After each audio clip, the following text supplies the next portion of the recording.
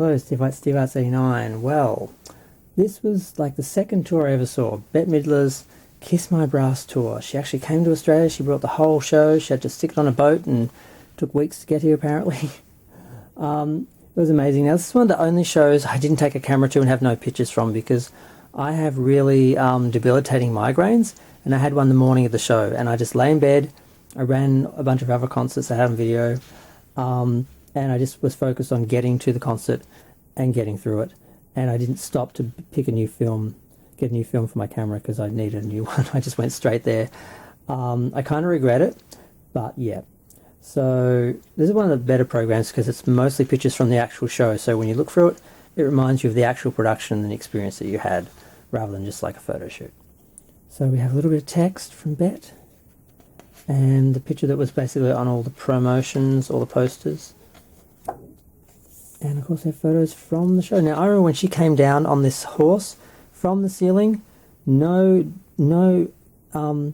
safety belt or anything. I remember I had binoculars, and I was looking, and I'm like, there's no safety belt. She's coming from the ceiling all the way down. How is she doing that? How is she not terrified? How is she not falling? How is she insured?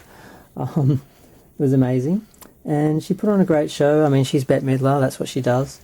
Are they lyrics? I'm not sure if they're lyrics or just quotes. We just have shots from the various numbers. I remember the big staircase and everything, and the Dolores Delago scenes and everything. It was just a great show, and I really enjoyed it. I had a moment where I was looking at her with binoculars when she first came out, and she waved, and I waved back. I'm like, you idiot, she wasn't waving at you. You're like one of 1,000 people in the front section. And then I turned around, and everyone else had sat down, and I was the last person standing up with binoculars looking right at her face, because I was probably about the 14th row, and it was not really far, but close enough that I took my binoculars anyway, and I realised she was waving to me because I was just the one person standing there with binoculars looking at her, and I felt a bit embarrassed, but I'm like, oh my god, she waved at me. So there's some different outfits from the show. Again, that's the Coney Island, part of the Dolores Delago section, and the overall stage was this big, I think it's supposed to be Coney Island, I think that's the entrance, I'm not sure, I've never been there.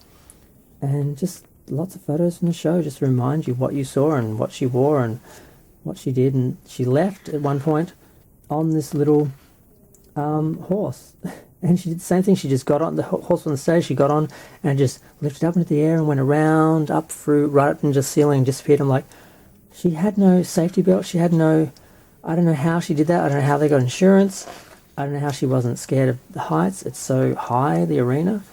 It was amazing. It was great. And September, I don't know if that's a song, I guess so.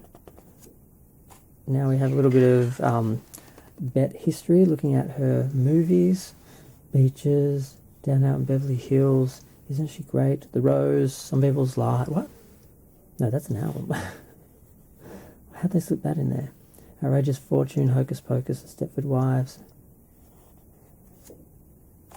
And a little ad for the album she was pushing at the time. Bette Midler sings the Rosemary Clooney songbook credits.